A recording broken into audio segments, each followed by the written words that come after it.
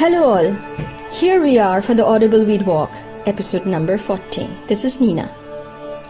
Last week, exceptionally, I spoke about COVID, and as many of us already in agreement that much of the current situation lies with our disconnection with nature. Hence, we need to do whatever we need to do to ride out this pandemic. And then instead of trying to go back to business as usual, we need to fall back on our reflections that we are having now so that we can consciously link ourselves back to nature, wherever we are, in whatever means we can. In that way, maybe this current tragic and challenging situation may also be seen as an opportunity for humanity to course correct itself. Each one of us, however small way we can, have a role to play in this. Maybe using less water, repurposing, reusing, recycling, sharing, collaborating, being mindful of our surroundings, littering less, supporting or engaging rewilding, regenerating our earth, nature and ourselves. Maybe from that will emerge new art, music, creative ideas, films, and definitely new technologies, enterprises, jobs, well-being. Well, am I just dreaming? Perhaps. But it just seems so real and doable. Nature has forced us to be on this crossroad, and I just hope we take the right turn, correct turn. Last week, in my listing of things that we can do, I had mentioned the following.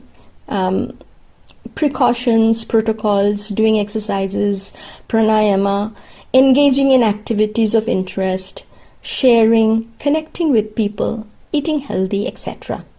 I had on the passing also mentioned contacting local care provider to get recommendations for supplements as one of the options to fortify one's immunity. Actually, personally, I'm no big fan of supplements, but believe that we need to know our food, which is greens and vegetables well, so that we can get our nutrition and macronutrients from the food itself and not have to depend on the supplements.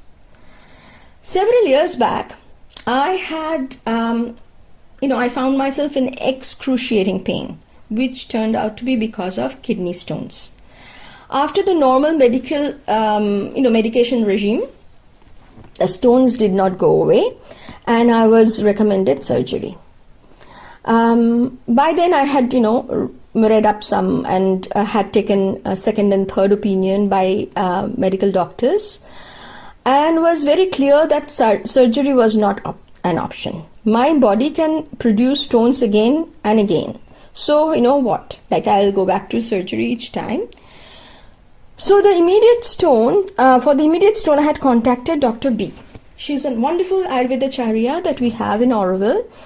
And she reminded me and recommended a wild weedy plant. This is called Pathor Kuchi in Bengali, literally means stone crusher. Its scientific name is Kalonchi pinnata. It used to be called Bryophyllum pinnatum. It's called Ranakalli in Tamil. Just as she recommended me just one leaf per day for 15 days, and my stones were gone. Then started the investigation why it happened in the first place, and it was linked to doctor recommended calcium supplements that I was having in the recent past at that time. You can see that's the reason for my reservation against supplements. But I know that it works for some people. Of course, sometime during ailment, when body is unable to absorb the nutrient from the food that one needs, one can get a boosted dose of supplements, and it's a great help at that time. Central theme is that find a way to listen to your body. If it is working for you, power to you. Supplements or not. In our community, we received guidelines and recommendations to right this COVID situation. In one of the recent guidelines, I read that there is a study done in UK, which was replicated in the USA and Sweden, that had found that supplements may only marginally work when it was compared with people who did not take supplements regularly. That is, there was a control group who did not take supplements, and they were compared with people who took several different kinds of supplements. And it's a large number of people, so it has some strength, and done, of course, across continents. I had to go and find the source paper and read it myself. This paper by Luca et al. Is written by about 26 scientists, published in BMJ Nutrition Prevention and Health. According to the study, supplements worked significantly but only marginally. For example, probiotic worked in 14%, meaning only 14% who were taking probiotic when compared to those taking nothing were seemingly protected from COVID-19.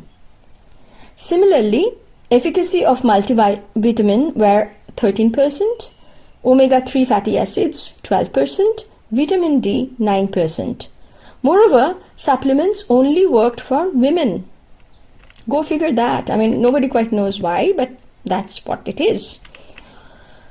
So what happened to the vitamin C, zinc, etc.? The study found no benefit per se for taking these and garlic, which also is taken as supplements by some.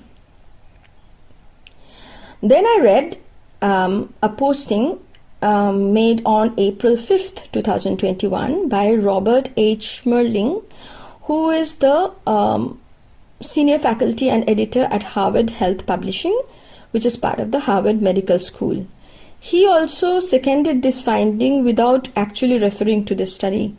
But probably the paper came later. Anyway, but when he said in actually explaining, he said something very beautiful. He said that, antibiotics were discovered in 1920s, and the doctors quite didn't understand how it worked, but they knew that it worked. So the biology of it was not really known. And in saying that, he is also saying that, we do not all know how these vitamins or supplements or macronutrients from food, whatever it is, how it actually works. And that's I would say, the modesty of science, that it very clearly says things that we don't know, and what we have found now, here it is, and it may change tomorrow based on new findings.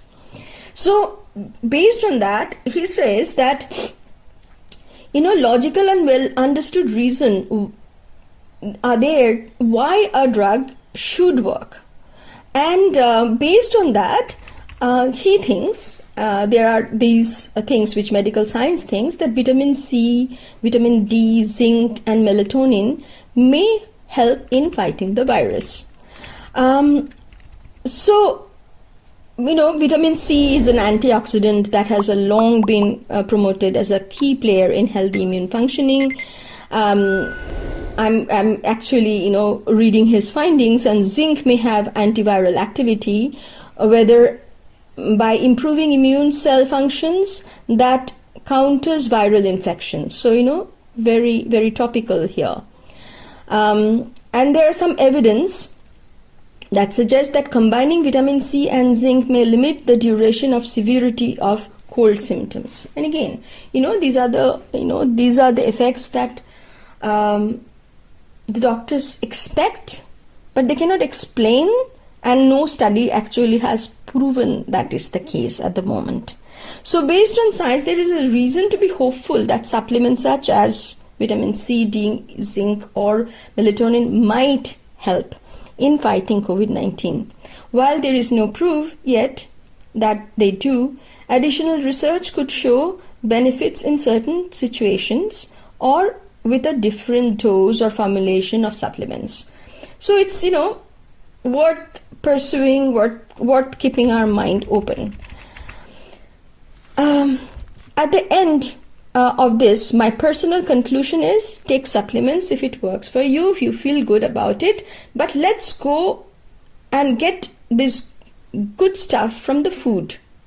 Whole food, unprocessed food, food simply cooked, fortified with good spices like turmeric or curcumin, ginger, pipali, which is a wild weedy plant, by the way, also cultivated, which is Piper longum, black pepper, which is peppercorn, etc. Any Ayurved will give you a whole list of options that you can take as a supplements also. Ashwagandha, Witania somnifera, Boervia diffusa, which is Punarnava, Giloy or Guduchi, Tinospora cordifolia, and there are many more. By the way, all these plants, the last few I told, they're all wild, uncultivated, weedy plants growing around you. You may not know them, but they are right around you, waiting to be found. And they are growing there to nurture. I always feel that these plants are growing at a time in a season for us to kind of take care of us. It's kind of nature wrapping their arms around us and telling, I'm there. We have to just find a way to listen to that language and understand that. I thought each week I will at least highlight one plant that is currently in season that you can incorporate in your diet. So this week, my plant of the week is Bhringaraja, or Karsalankanai in Tamil, or it's called false daisy in English, and the scientific name is Eclipta prostrata. You may also find Eclipta alba in the literature because that's what it was called before. It is from the sunflower family. The leaves taste bitter, hot, sharp, and dry. The leaves contain high amount of proteins. It is an antioxidant, antibacterial, antiviral, and analgesic. The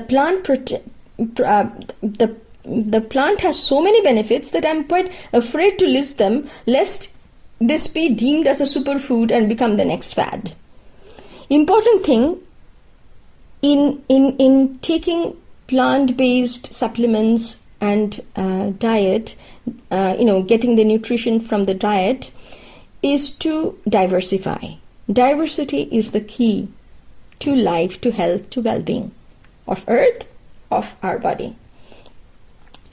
This plant is good for liver, lungs, treats asthma, helps to deworm, great for tooth and skin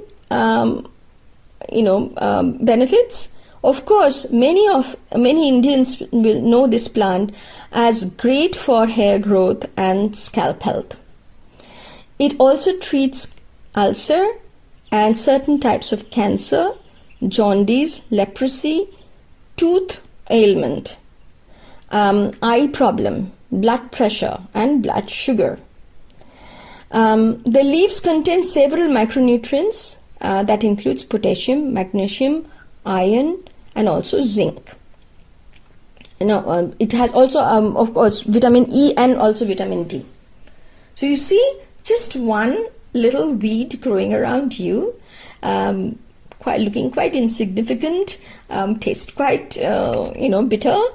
But if you can incorporate in your diet, and by the way, you can incorporate it in quite yummy ways, tastes quite wonderful.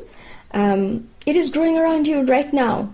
It actually grows in couple of times during the year. I have found it immediately after the rain and also right now. So it has kind of 2 cycles around in South India. So check it out, look around. If you do not know where to find actually the local stores, if you are able to go following all the lockdown protocols, sometimes the stores have them also, like the grocery stores. So stay well, stay safe, eat well, and share, feel better.